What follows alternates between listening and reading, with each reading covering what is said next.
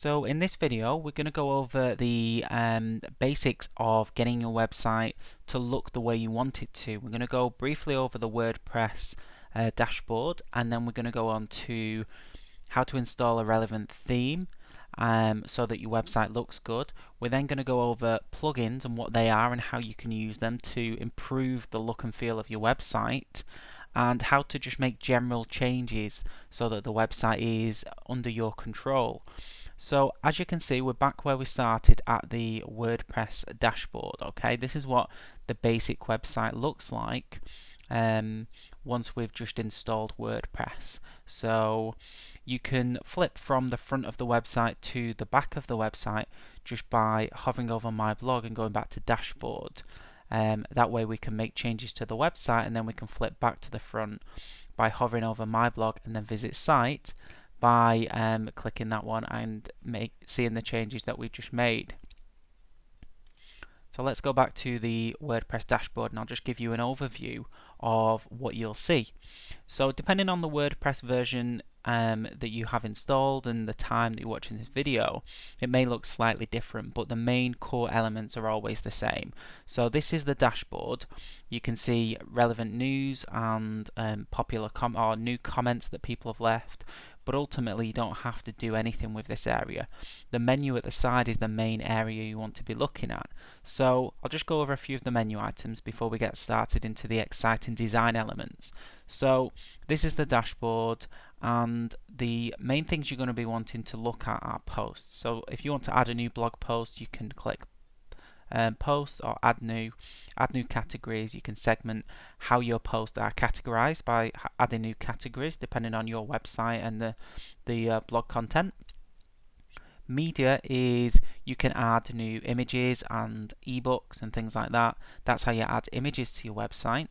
Pages are different from posts. Posts are just blog posts, whereas pages can be an about page, about your services, even a contact page. You might want to add a page for that.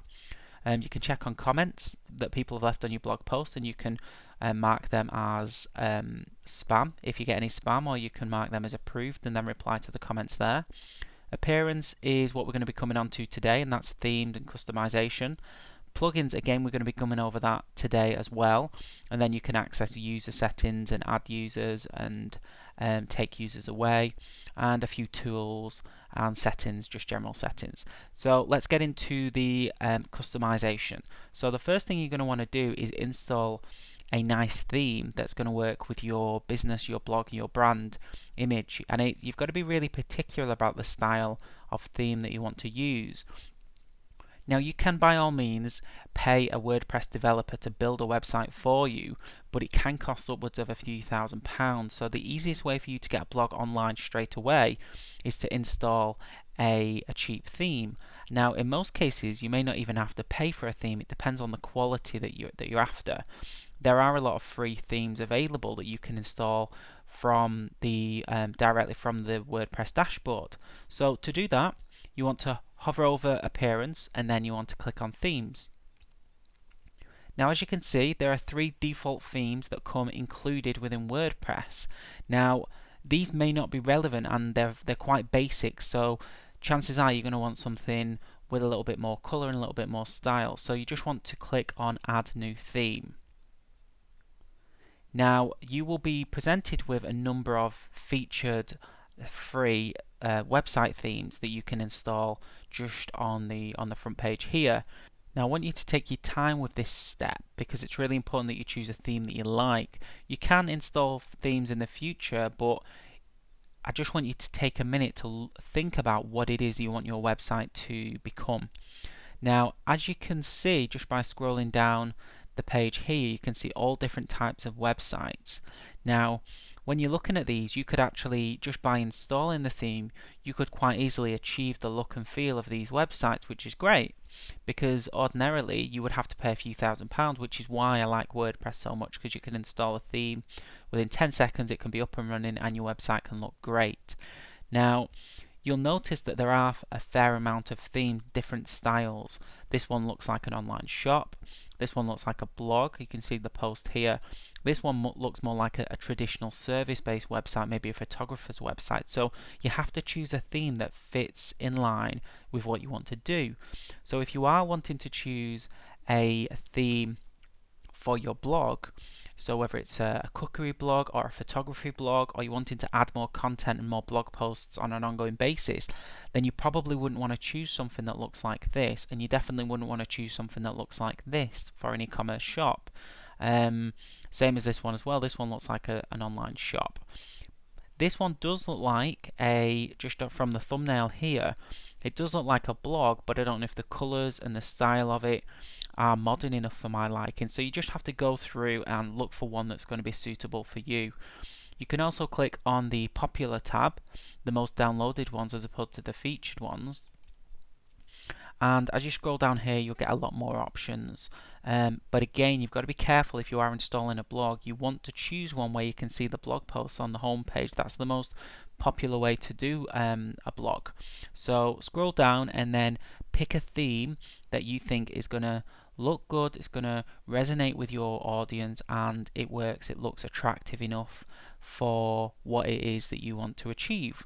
So let's just say that you're wanting to launch a cupcake blog, okay, or a cake shop.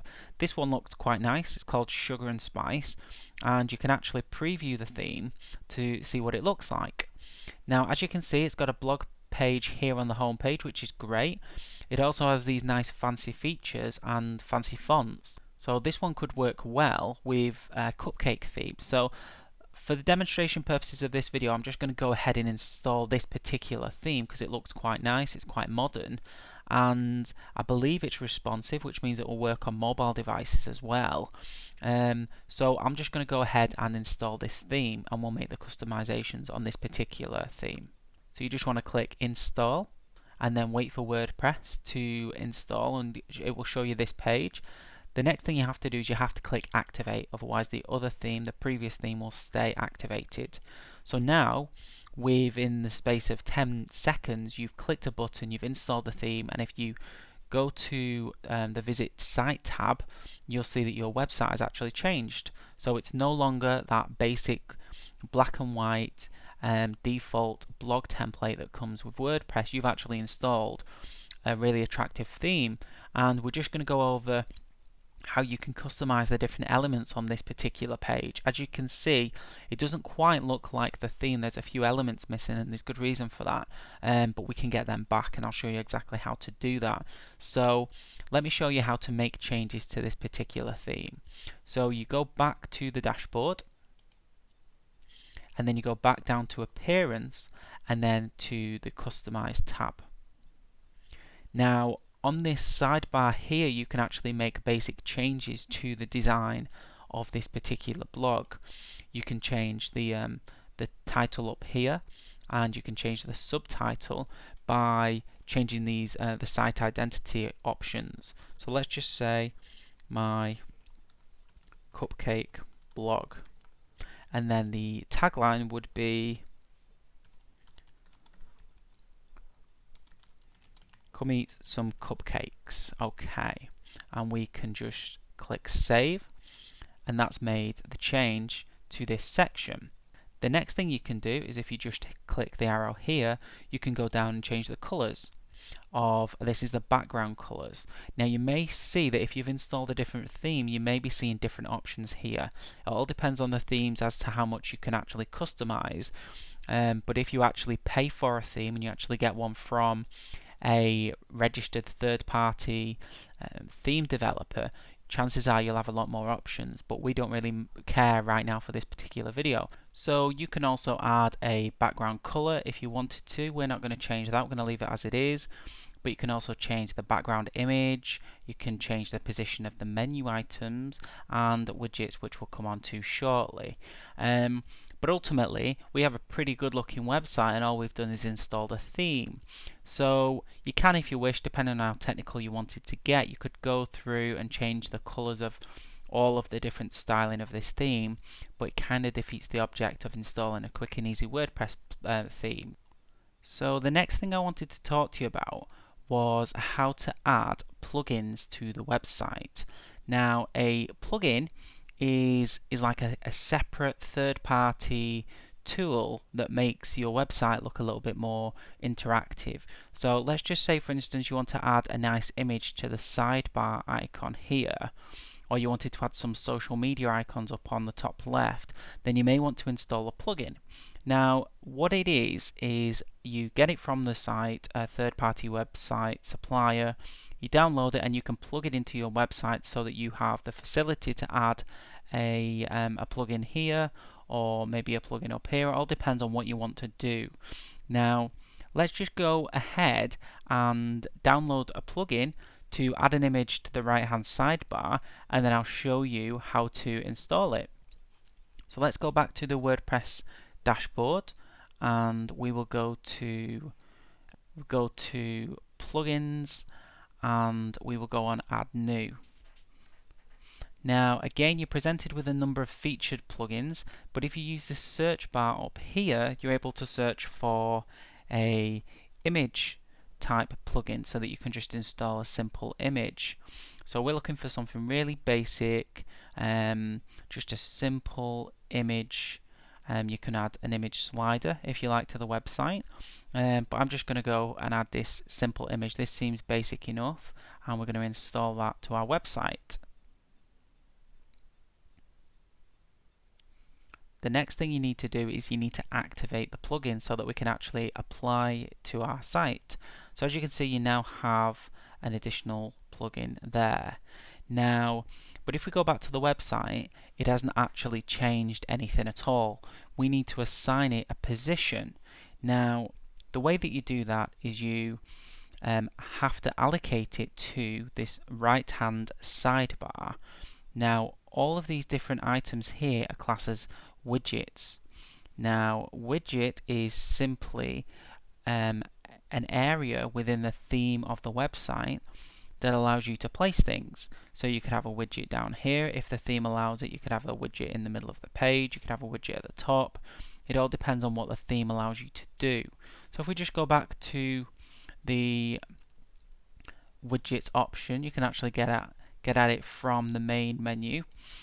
You'll notice that the sidebar here is allocated with the search bar, recent posts, recent comments, archives, categories, and meta. So all of these particular items are actually sat on the sidebar widget area. Now, all of the items on the left here are potential widgets that you can assign to the sidebar.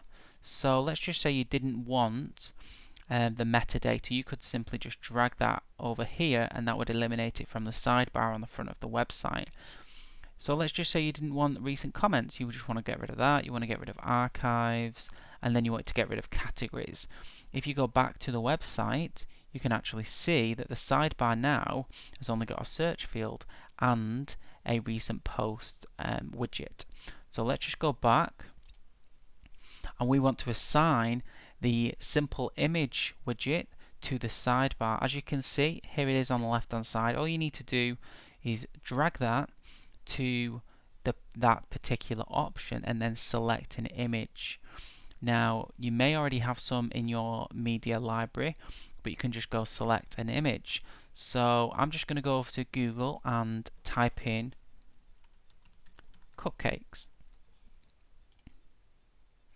And let's just say that you wanted this particular image and you wanted to save image as.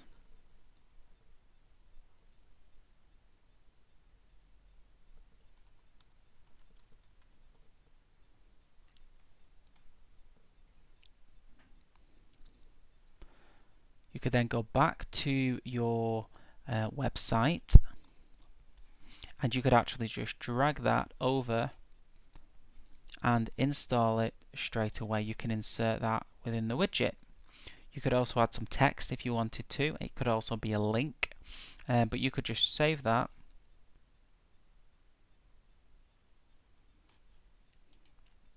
And then if you go back to the front page of the website, there you have your image. So you may in fact want to use this area for an image of yourself, maybe a picture of your family, or maybe a picture of your workshop if it is actually a cupcake website. So just use these areas and assign different plugins to this particular site. So you could go through this website and start adding more plugins. You could add a Twitter feed, a social media icons, you could add a contact form, you could add anything you wanted to this particular widget area. So that's the main reason that you would want to use plugins, is so that you can apply a location for the plugin. This is the front end of your website plugin. Now you can install plugins on the back end of your website, such as Google Analytics, so that you can track your website visitors. You can install numerous different plugins that aren't always visual. They aren't always on the front of the website. Some of them can be backup plugins. They could be SEO plugins, so that you can change the search engine optimization settings for the particular website. It doesn't have to be always on the front of the site itself. So finally, I'm just going to show you how to make simple changes to the actual website itself. So as you can tell, we don't currently have any menu items and we don't currently have any blog posts. This particular page is just a standard article. So you can actually, from the front end of the website, you could actually create a new post or a new page if you wanted to. So let's just say that you wanted to create an about page. You could take some text, you could go new page, about me. You could then paste this particular, I'll just Command V or Control V on the Mac will paste some text in for you, and that allocates it a page. You could then publish it. Now if you go back to the home page of the website, you'll notice that it's automatically added that menu item for that page. So that's now a separate page on your website. You could also do that again. You could do that for a contact section, contact page. You could say contact me on 0111, whatever your mobile number is. You could publish that page and then view the page again. And as you can tell, it's added that particular page to this nice menu item. The next thing you might want to do is start adding blog posts to the website. So this is where you want to add new relevant content, new recipes. So my first post, and then we'll have some more text in there, and then we'll hit publish, and with any luck that should be pasted to the front page of the website. There it is, my first post. Now as I mentioned before, the way that I've just added these menu items may change depending on which template you use. You may have to assign a position of a menu before you actually assign pages. So that should give you a good understanding of how to make basic changes to your WordPress website. But I mean, just by installing themes and a couple of plugins and making changes to the menu, you've pretty much got yourself a brand new website, and you've not had to pay a few £1,000s out to a WordPress developer. So have a play about with it. Depending on what sort of theme you want, it may take you a while to find, or what sort of website you want to create. It may take you a little while to find a relevant theme. But just bear with it. WordPress is an incredibly easy way for you to get your content on the internet quickly. So if you've got any questions, please let me know. In the next video, I'm going to be going over how to add social media sharing options and social media like boxes and things like that. Should give you a good understanding of how you can integrate social media within the blog itself. So if you've got any questions, please let me know, and I'll see you in the next video.